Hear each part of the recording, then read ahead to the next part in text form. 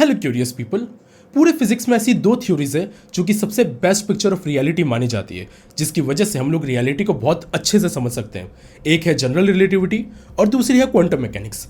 General relativity large scale पे काम करती है कि किस तरीके से ग्रेविटी काम करती है, ग्रेविटी के असर की वजह से मैटर और एनर्जी किस तरीके से बिहेव करेगी, ये पूरा जनरल रिलेटिविटी में आता है। जनरल रिलेटिविटी में हम लोग ये समझते हैं कि मैटर कैसे स्पेस टाइम को बताता है कि कैसे बेंड होना है, और इस कर्वेचर के हिसाब से स्पेस टाइम बताता है मैटर को कि किस तरीके से मूव करना है। और जनरल रिलेटिविटी बहुत सक्सेसफुल है। साथ ही साथ हमारे पास है क्वांटम मैकेनिक्स। क्वांटम मैकेनिक्स ये बताता है कि छोटे स्केल में चीजें किस तरीके से काम करती है, लाइट और मैटर किस तरीके से अपना मैकेनिक्स शो कर रहे हैं, उसी फील्ड को क्वांटम मैकेनिक्स बोला जाता है। क्वांटम मैकेनिक्स छोटी चीजों को बहुत बढ़िया तरीके से एक्सप्लेन करती है और रियलिटी के नोशन को बहुत अलग तरीके से बताती है। बस प्रॉब्लम यह है कि जनरल रिलेटिविटी और क्वांटम मैकेनिक्स को जब हम लोग ओवरलैप करने का ट्राई करते हैं तो बहुत बड़ी प्रॉब्लम आती है, जिसमें सबसे बड़ा एग्जांपल है ग्रेविटी। तो वो थ्योरी जो जनरल रिलेटिविटी और क्वांटम मैकेनिक्स को मिला के ग्रेविटी की थ्योरी दे सके, उसे हम लोग क्वांटम ग्रेविटी कहते हैं। प्रॉब्लम यह है कि क्वांटम ग्रेविटी में प्रॉब्लम्स बहुत सारी हैं। सबसे बड़ी प्रॉब्लम यह है कि जनरल रिलेटिविटी में हम लोग स्पेस को एक स्मूथ कंटिन्यूअस स्पेस मानते हैं, लेकिन क्वांटम मैकेनिक्स में हम लोगों को हर चीज को क्वांटाइज करना पड़ता है किसी भी फोर्स को एक्सप्लेन करने के लिए। तो ये एक बहुत बड़ी प्रॉब्लम थी कि क्वांटम ग्रेविटी को सॉल्व कैसे करें। अब क्वांटम ग्रेविटी को सॉल्व करने के लिए बहुत सारी थ्योरीज है, जैसे कि स्ट्रिंग थ्योरी है, लेकिन आज हम लोग बात करेंगे लूप क्वांटम ग्रेविटी के बारे में। लेकिन लूप क्वांटम ग्रेविटी के बारे में बात करने से पहले सबसे पहले ग्रेविटी के बारे में बात करते हैं और ग्रेविटी के आइडिया के बारे में बात करते हैं। और नो डाउट जब भी हम लोग ग्रेविटी के बारे में बात करते हैं तो सबसे पहला नाम हमारे दिमाग में आता है sir Isaac Newton. Sir Isaac Newton ने यह बताया था कि कैसे दो ऑब्जेक्ट के बीच में फोर्स लगता है बिकॉज ऑफ देयर मास। उसे हम लोग इस इक्वेशन से पढ़ते थे कि F = G m1m2/r²। लेकिन दिक्कत यह है कि अर्थ और मून अगर ये दोनों एक दूसरे पे फोर्स लगा रहे हैं तो ये फोर्स लग किस मीडियम के थ्रू रहा है। इसको ऐसे समझते हैं कि अगर मैं कुछ बोल रहा हूं तो ये जो मेरी आवाज है वो किसी के कानों तक इसलिए जा रही है क्योंकि बीच में हवा है और हवा एक मीडियम का काम कर रही है। तो यहाँ पर हो ये रहा है कि हवा की वजह से उस मीडियम में प्रोपोगेशन आ रहा है और उस प्रोपोगेशन की वजह से ये जो इन्फॉर्मेशन है वो दूसरी तरफ तक पहुंच गई। तो यहाँ पर अर्थ और मून इन दोनों के बीच में इंफॉर्मेशन कैसे पहुंच रही है कि यहाँ पर हम लोगों को फोर्स ऑफ ग्रेविटी फील करना है। ये वो टाइम था जब स्पेस के बारे में थोड़ा आइडिया तो आने लग गया था, लेकिन स्पेस को हम लोग इटसेल्फ कोई चीज नहीं मानते थे। दो अगर स्टफ है या फिर कोई पदार्थ है, उन पदार्थ में कोई खाली रहने वाली चीज को हम लोग स्पेस मानते थे। लेकिन ये आइडिया चेंज हुआ फिर मैक्सवेल और फैराडे के टाइम पे। मैक्सवेल और फैराडे के टाइम पे उन्होंने फील्ड के बारे में बात किया। हालांकि उस टाइम वो लोग इलेक्ट्रोमैग्नेटिक फील्ड के बारे में बात कर रहे थे, लेकिन बात ये नहीं है कि इलेक्ट्रोमैग्नेटिक फील्ड के बारे में बात कर रहे थे। बात यह है कि एक ऐसे मीडियम फील्ड के बारे में बात कर रहे थे जिससे फोर्स एक्सचेंज हो सके। और ये एक बहुत ही इंपॉर्टेंट स्टेप था क्योंकि उन्होंने ये बताया कि स्पेस एब्सोल्यूट नहीं हो सकता, स्पेस के ऊपर कुछ फील्ड वर्क कर सकती है। ये एक बहुत ही रिवोल्यूशनाइजिंग आइडिया था। तो जब एल्बर्ट आइंस्टाइन ने ग्रेविटी के बारे में समझना स्टार्ट किया तो उस टाइम उनको ये आइडिया ऑलरेडी फैमिलियर था कि ऐसी फील्ड भी होती है जिसकी मदद से फोर्स एक्सचेंज हो सकता है। बस बात ये थी कि ये फील्ड ग्रेविटी को समझने के लिए यूज नहीं किया गया था। और यहां पर एल्बर्ट आइंस्टाइन का जीनियस था, उन्होंने ग्रेविटी को भी फील्ड की मदद से समझने की कोशिश की। इसलिए 1915 में उन्होंने जब अपना पेपर पब्लिश किया उसमें उन्होंने दिया आइंस्टाइन फील्ड इक्वेशन। अभी थोड़ी देर पहले मैंने आपको समझाया था कि मैटर स्पेस को यह बताता है कि बेंड कैसे होना है, और उस बेंड होने के बेसिस पे स्पेस जो है वो मैटर को यह बताता है कि मूव कैसे करना है। ये आइंस्टाइन फील्ड इक्वेशन एग्जैक्टली यही बताती है। बस एक बहुत बड़ी प्रॉब्लम आ रही है। आइंस्टाइन फील्ड इक्वेशन ये बताती है कि स्पेस और टाइम जो है वो स्मूथ होता है, और दूसरी चीज कि टाइम को इसमें हम लोग एज अ डायमेंशन ट्रीट करते हैं। लेकिन on the other hand quantum mechanics में जब वर्नर हाइजेनबर्ग ने ये देखा कि यहाँ पर तो चीजें किस तरीके से डिस्क्रीट तरीके से काम कर रही है या फिर क्वांटाइज तरीके से काम कर रही है, और चीजों की इवोल्यूशन में हमेशा टाइम एज अ फैक्टर नहीं आ रहा, टाइम एज अ डायमेंशन नहीं आ रहा, तो ये बहुत बड़ी प्रॉब्लम थी। तो यहाँ दो बड़ी प्रॉब्लम आ रही है। पहली प्रॉब्लम, क्वांटम मैकेनिक्स स्पेस और टाइम को डिस्क्रीट तरीके से एक्सप्लेन करना चाहता है, लेकिन जनरल रिलेटिविटी उसको स्मूथ कंटिन्यूअस तरीके से।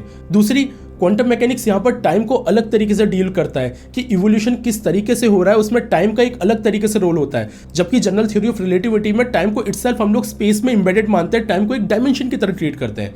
तो ये एक बहुत बड़ी प्रॉब्लम आ गई थी कि इस चीज को सॉल्व कैसे करें। और इसको सॉल्व करने का पहला सॉल्यूशन एक इंडियन थ्योरेटिकल फिजिसिस्ट ने दिया था, अभय आस्तेकर ने। अभय आस्तेकर ने आस्तेकर वेरिएबल दिया, जिसमें उन्होंने ये बताया कि ये जो कंटिन्यूअस स्पेस टाइम है ये बेसिकली क्वांटाइज स्पिन से बना हो सकता है, और ये क्वांटाइज स्पिन पूरे स्पेस टाइम में फैले हुए हैं, जिसकी मदद से उन्होंने बहुत सारी चीजें एक्सप्लेन की। लेकिन ये जो मॉडल था ये पूरी तरीके से कंप्लीट नहीं था। इसको एक स्टेप फर्दर लेकर गए कार्लो रोवेली और ली स्मॉलिन अपने 1990 के पेपर में। उन्होंने क्या किया कि व्हीलर डीविट इक्वेशन का यूज किया और आस्तेकर वेरिएबल का यूज किया, और इसकी मदद से उन्होंने पूरे स्पेस को छोटे छोटे डिस्क्रीट लूप की मदद से समझाने की कोशिश की। उन्होंने ये बोला कि अगर हम लोग स्पेस को बहुत ही ज्यादा जूम करते जाएंगे तो हम लोगों को दिखेगा कि ये बहुत ही प्लैंक लेंथ पे बने हुए लूप से बना हुआ है, और इसको उन्होंने नाम दिया लूप क्वांटम ग्रेविटी, क्योंकि यहाँ पर जो स्पिन्स है इन स्पिन को हम लोगों ने लूप में दिखाया है, और ये किस तरीके से स्पेस टाइम वर्क कर रहा है और किस तरीके से ग्रेविटी वर्क कर रही है उसको एक्सप्लेन कर रहा है, इसलिए हम लोगों ने इसको लूप क्वांटम ग्रेविटी नाम दी। अब ये इंपॉर्टेंट इसलिए है क्योंकि लूप क्वांटम ग्रेविटी ये बताती है कि छोटे छोटे पार्टिकल्स या फिर क्वांटम पार्टिकल्स की मदद से भी स्पेस टाइम कैसे अफेक्ट हो सकता है। ऑन दी अदर हैंड, अभी तक क्वांटम मैकेनिक्स की जो भी थ्योरी थी या फिर स्ट्रिंग थ्योरी थी वो बैकग्राउंड इंडिपेंडेंट थी। बैकग्राउंड इंडिपेंडेंट होने का मतलब है कि जो भी चीजें चल रही हो लेकिन वो स्पेस पे कुछ असर नहीं डालेगी, स्पेस वैसा का वैसा रहेगा। लेकिन यहाँ पर यही इंटरेस्टिंग आइडिया था कि अब क्वांटम पार्टिकल की मदद से भी हम लोगों के स्पेस में क्या चेंजेस आ रहे हैं वो समझ सकते हैं, और इसकी मदद से हम लोगों को जनरल रिलेटिविटी के साथ इसका एक बहुत ही अच्छा एफिलिएशन मिल गया। इसके सक्सेस ये भी था कि उन्होंने ब्लैक होल एंट्रोपी को बहुत अच्छे तरीके से समझाया। उन्होंने ब्लैक होल एंट्रोपी को वैसे ही समझाया जैसे कि बेकेनस्टाइन और आइंस्टाइन ने समझाया था ब्लैक होल एंट्रोपी को। तो यहाँ पर जो सक्सेस मिल रहा था इसकी मदद से ये बहुत रिलायबल होने लगा कि मे बी जो ट्रू पिक्चर ऑफ रियलिटी है वो कंटिन्यूस नहीं है, वो ऐसे छोटे छोटे स्मूथ लूप से बनी हुई है जिसने इस पूरे स्ट्रक्चर को बना रखा है। अब इसी को हम लोग थोड़ा एक नेक्स्ट लेवल पे लेकर जाए तो हम लोग इसे स्पिन फोम की मदद से समझ सकते हैं। स्पिन फोम बेसिकली ये बताता है कि ये जो क्वांटम सिस्टम है ये कैसे टाइम के साथ इवॉल्व होंगे, और वो टाइम के साथ इवॉल्व होते होते ये स्पिन फोम कैसे चेंज होंगे। और ये एक बहुत ही इंपॉर्टेंट आइडिया था। हालांकि आइडिया कार्लो रोवेली ने 1990s में नहीं दिया था बल्कि उसके बाद दिया था, लेकिन इसने हमारी अंडरस्टैंडिंग को बहुत ही तरीके से चेंज किया कि स्पिन फोम की मदद से चीजें किस तरीके से काम कर सकती हैं। अब बात यह है कि क्या लूप क्वांटम ग्रेविटी सही है? ये बात तो सच है कि स्ट्रिंग थ्योरी का एक बहुत ही बड़ा राइवल है लूप क्वांटम ग्रेविटी, और स्ट्रिंग थ्योरी जहां इतनी सारी चीजें एक्सप्लेन करने की कोशिश कर रही है, लूप क्वांटम ग्रेविटी का approach one thing at a time की है। अब बात यह है कि क्या लूप क्वांटम ग्रेविटी हमारे स्पेस टाइम और ग्रेविटी की ट्रू पिक्चर ऑफ रियलिटी है? इसको समझने के लिए हमको देखना पड़ेगा कि क्या हम लोग इसको किसी भी तरीके के ऑब्जर्वेशन या एक्सपेरिमेंट से वेरीफाई कर सकते हैं। अकॉर्डिंग टू रोवेली और स्मॉलिन ऐसा किया जा सकता है। बेसिकली इनके हिसाब से जो लाइट होती है यानी कि फोटोन होता है, फोटोन हमेशा सेम स्पीड पे नहीं ट्रैवल करेगा, और ये बहुत इंपॉर्टेंट चीज़ है, मैं फिर से रिपीट करूंगा। According to loop quantum gravity जो फोटॉन्स होंगे वो हमेशा सेम स्पीड में ट्रैवल नहीं करेंगे। यानी कि अगर किसी ब्लैक होल से कोई गामा रे बर्स्ट निकलती है यानी कि बहुत ही हाई एनर्जेटिक फोटॉन्स निकलते हैं तो उसकी स्पीड थोड़ी सी कम होगी। उसकी स्पीड थोड़ी सी कम इसलिए होगी क्योंकि स्पेस टाइम को हम लोगों ने कंटिन्यूस लूप का बना हुआ है जिसकी डायमेंशन प्लैंक लेंथ में आती है, यानी कि 10⁻⁻35 मीटर पे आती है। यानी कि अगर कोई फोटोन बहुत ज्यादा एनर्जी रखता है तो इन लूप से वो बहुत ज्यादा इंटरेक्ट करेगा जिसकी वजह से उसकी स्पीड थोड़ी कम हो जाएगी। ऑन दी अदर हैंड कोई ब्लैक होल या फिर कोई और सेलेस्टियल ऑब्जेक्ट कोई रेडियो वेव इमिट करता है तो वो रेडियो वेव इमिट करने की वजह से जो फोटोन की स्पीड है वो गामा रे वाले फोटोन से थोड़ी सी ज्यादा होगी, क्योंकि वो इतना ज्यादा लेवल पे इंटरेक्ट नहीं कर रहा होगा इन ग्रैनुलर स्पेस टाइम से, जिसकी वजह से उसकी स्पीड थोड़ी ज्यादा होगी। और इन दैट केस हम लोग को ये वाले फोटोन्स थोड़े से पहले मिलने चाहिए। प्रॉब्लम यह है कि आज के टाइम में हमारी कोई भी साइंटिफिक टेक्नोलॉजी नहीं है जो उस माइन्यूट से डिफरेंस को भी बता सके। So at this point of time हम लोग ये वेरीफाई तो नहीं कर सकते कि लूप क्वांटम ग्रेविटी सही है या फिर नहीं है।